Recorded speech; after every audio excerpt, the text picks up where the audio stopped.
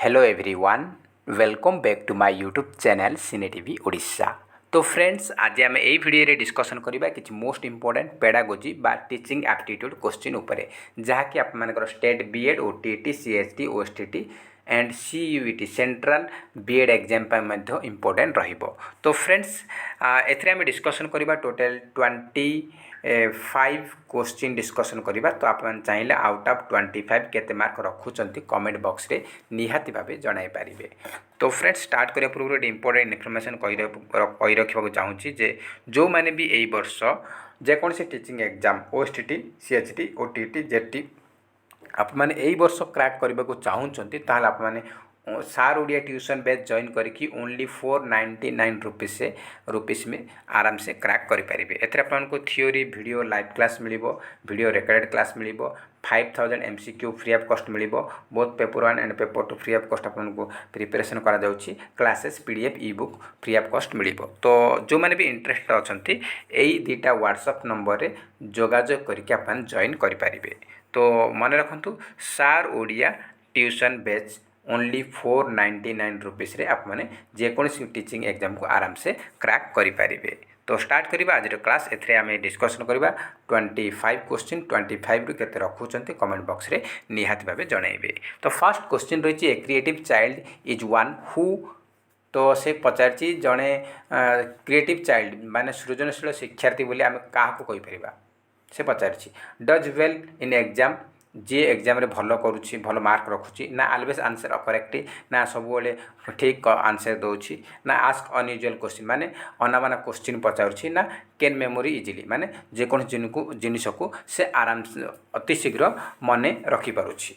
तो क्या कहवा तो क्रिएटिव चाइल्ड क्या कहवा ना जे कि आस्क अनयूजुअल क्वेश्चंस माने जड़े क्रिएटिव चाइल्ड बा सृजनशील शिक्षार्थी मन में विभिन्न प्रकार चिंताधारा आसूँ भिन्न भिन्न ता मन को विभिन्न दिगु चिंताधारा आसूँ। तो से माने क्वेश्चन एमती क्वेश्चन अनाबाना क्वेश्चन से पचार माने अनयूजुअल क्वेश्चन पचार। तो ये ऑप्शन नंबर सी हूँ correct answer ask unusual questions.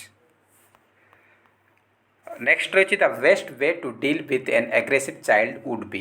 तो जड़े एग्रेसिव चाइल्ड अच्छी माने रागी छुआ अच्छा स्कूल रे से केमती आप भल वे डील करेंगे ताकू से पचार फाइंडिंग द रिजन्स ता रिजन खोजब ना काउनसिल कर पिला को ना इग्नोर करद पिला को मन माने से इग्नोर कर ना बीइंग फ्रेंडली विथ चाइल्ड्स।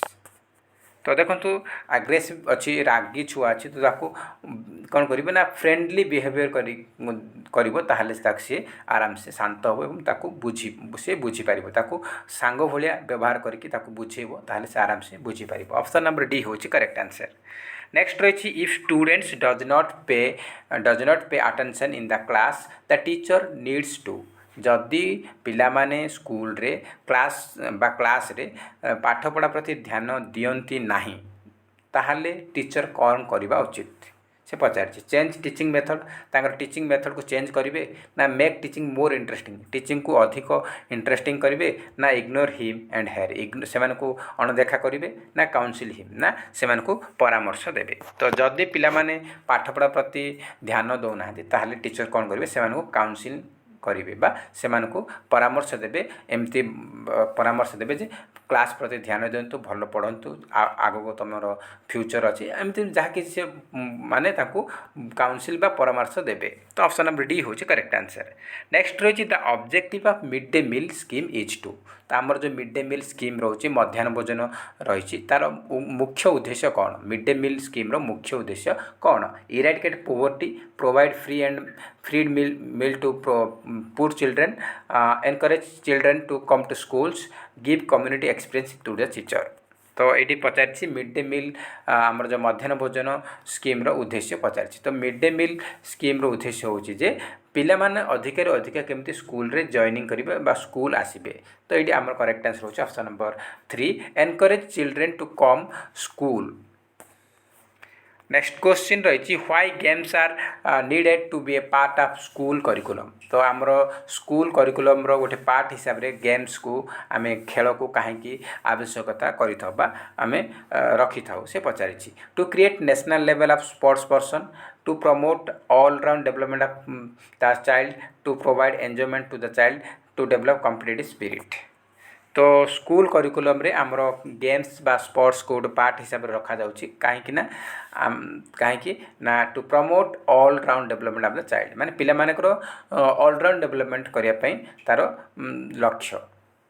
तो ऑलराउंड डेवलप माने तार कौन ना तार करिकुलर को करिकुलर सब गुड़ाक प्रस्पेक्ट को देखिके आमे ताकू आमे स्कूल करिकुलम रे गेम्स को रखी थाउ जहाँद्वारा तार सर्वांगीन विकास हो पारिबो। नेक्स्ट क्वेश्चन रही school education should ideally be आमर स्कूल एजुकेशनटा कौ भाई हवा उचित teacher centred student centred text book centred ना कम्युनिटी सेंटर्ड। तो स्कूल एजुकेशनटा सब बेले स्टूडेंट सेंटर बा लर्नर सेंटर बा पुपिल सेंटर हवा उचित पुपिल सेंटर हवा उचित। नेक्स्ट रही if the children do not understand the subject they should dash जदि पिला माने स्कूल रे कौन सी सब्जेक्ट बुझी पारु नाहंती ताहले ताकू कौन करबा उचित लिव देयर स्कूल स्कूल छाड़देव स्कूल छाड़देव कह ना प्रोवाइड मोर एक्सरसाइज ताको अधिकार अधिका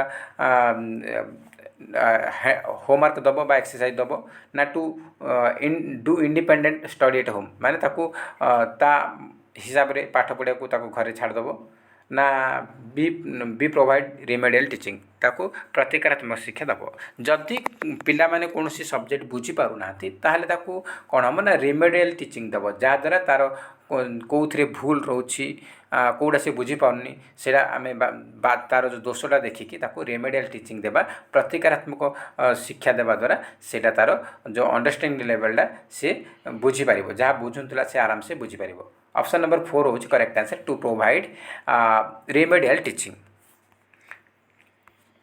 नेक्स्ट क्वेश्चन रही which one of the following is considered a sign of motivated learning. तो मोटिवेटेड लर्निंग रो गोटाए संकेत कौन से पचारि students asking questions watching a demonstration listening to presentations students talking notes.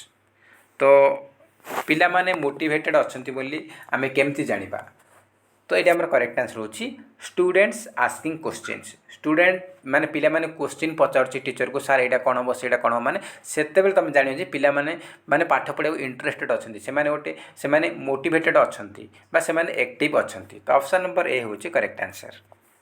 Next question myopia is a disorder associated with which of the following sense organ. तो आमर myopia गोटे डिसऑर्डर अच्छी आमर गोटे बेमार अच्छी तो सहीटा कौ सेंस ऑर्गन को इंद्रिय उपर इफेक्ट पकाउछि से पचारि तो आईज इयर्स स्किन ना नोज। तो मायोपिया आमर नियर साइटनेस माने निकट दृष्टि आमर जो बेमारी अच्छी सेटा को बुझाऊँ तो सेटा आमर आईस बा आखि बा आईस सेंस ऑर्गन को रिलेट करुच्ची। तो ऑप्शन नंबर ए होची करेक्ट आंसर। नेक्स्ट रही what is the meaning of the term shiksha derived from the Sanskrit root word shas. तो आमर शिक्षाटा संस्कृत मूल शब्द सॉस रु आसी सॉस रो मीनिंग कौन से पचारि टू डिसिप्लिन स्टडी लर्न ना एनलाइटन। तो ये आम करेक्ट आंसर होची टू डिसिप्लिन। नेक्स्ट क्वेश्चन रही which of the following schools were primarily established for the wards of the central government employees who are periodically transport.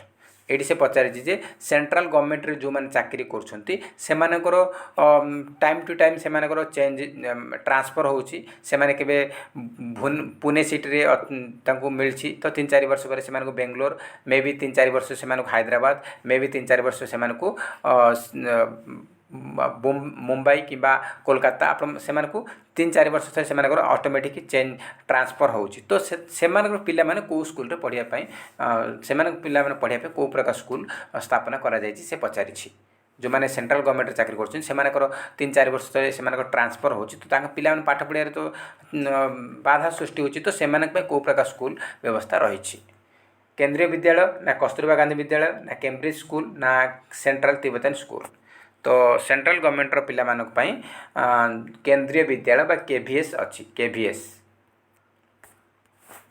Next question रही the education which gets imparted in family environment is known as आमर जो family रू किसी शिखुंट सेटा को प्रकार education रे जाउची फॉर्मल इनफॉर्मल नॉन फॉर्मल ना बेसिक तो सेटा आमर इनफॉर्मल एजुकेशन रे जाउची कहीं आर कौन उद्देश्य थाउनी कौन उद्देश्य ना एवं कौन तार टाइम टेबल ना नेक्स्ट क्वेश्चन रही in a class of students with varying abilities the teacher should give more attention to से कौन कही ना गोटे क्लास रे भिन्न भिन्न दक्षतार पिला माने अछंती तो ताहले जन शिक्षक को पिला मानक ऊपर अधिक ध्यान देवे ब्राइट स्टूडेंट अछंती पिला माने टैलेंट पिला अछंती किछि किछि एवरेज स्टूडेंट अछंती माने नॉर्मल माने नॉलेज स्टूडेंट अछंती आउ किछि अछंती students with poor learning ability किछि पिला अछंती एवं एकदम पछुआ वर्गर पिला माने अछंती आउ अछंती तो को प्रकार पिला उपरे से माने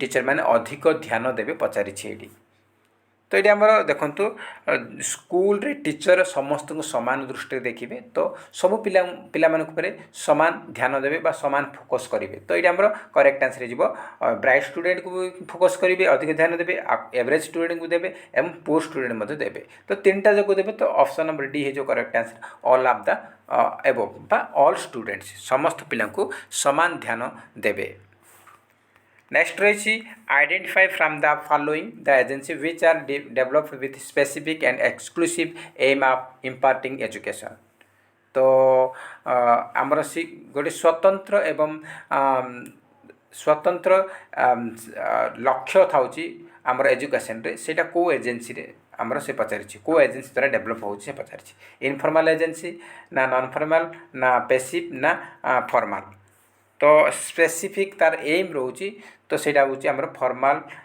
एजेंसी ऑफ एजुकेशन रे जाउची नेक्स्ट रही before teaching A lesson the teacher should आमर कौन जे गोटे लेसन स्टार्ट करने पूर्व शिक्षक कौन करवा उचित से पचारि ask the students to read the lesson beforehand create interest among the students to read the lesson ask questions from the lesson na explain how different the lesson is तो शिक्षक जड़े लेसन स्टार्ट करिया पूर्व पाठ पढ़ा पूर्व से कौन करिवो ना create interest among the students to read the lesson माने से जो लेसनटा पढ़िया पई पिला मानकू प्रथमे आग्रह सृष्टि करिबा उचित ऑप्शन नंबर बी होची करेक्ट आंसर नेक्स्ट क्वेश्चन रही setting goals and deciding strategies of teaching occurs in which phase of teaching तो आमर कौ टीचिंग रो कौ फेज रे आमे गोल वो सेटिंग करथाउ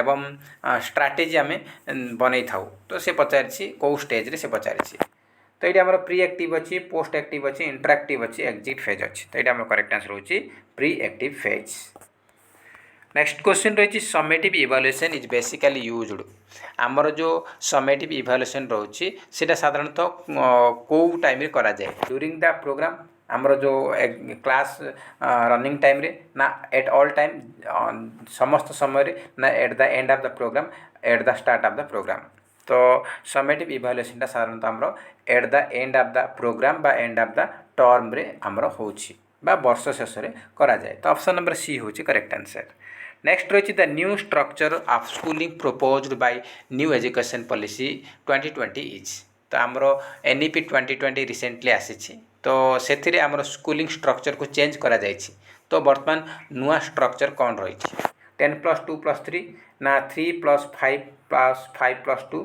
ना 10+2 ना 5+3+3+4 तो वर्तमान नुआ स्कूलिंग स्ट्रक्चर होची 5+3+3+4 तो ऑप्शन नंबर डी होची करेक्ट आंसर नेक्स्ट क्वेश्चन रही what is the name of Yashpal committee report 1993 रे यशपाल कमिटी रिपोर्ट रो अन्य ना कौन से पचारि ICT in teacher education learning through broadcasting learning without border none of the above तो Yashpal committee report Yashpal committee report 1993 आसला तार मुख्य उद्देश्य होची जे हमरो लर्निंग विदाउट बॉर्डर माने बोझ बिना शिक्षा ऑप्शन नंबर सी होची करेक्ट आंसर नेक्स्ट रही at authoritarian level of teaching is आमर जो अथॉरिटेरियन लेवल ऑफ टीचिंग टा कहा ऊपर बेस करुछि अथॉरिटेरियन लेवल माने एक छत्रवादी शिक्षा तो टीचर सेंटर ना चाइल्ड सेंटर ना हेडमास्टर सेंटर ना एक्सपीरियंस बेस्ड। तो ये हूँ आमर करेक्ट आंसर होची टीचर सेंटर्ड। नेक्स्ट क्वेश्चन रही the degree to which an assessment actually measures what it suppose to measure is known as. तो से पचार से ये क्वेश्चन कर आमे गोटे जिनस को बनईछु जो उद्देश्य बनईछु जदि से उद्देश्यटा से हासिल करें को आम कौन कहवा से मेजरमेंट कौन कहे से पचार जो उद्देश्य आम बनईछु जदि से उद्देश्यटा तार हासिल करें कहुए कौन ना वैलिडिटी कहुए। ऑप्शन नंबर ए हूँ करेक्ट आंसर बा वैधता।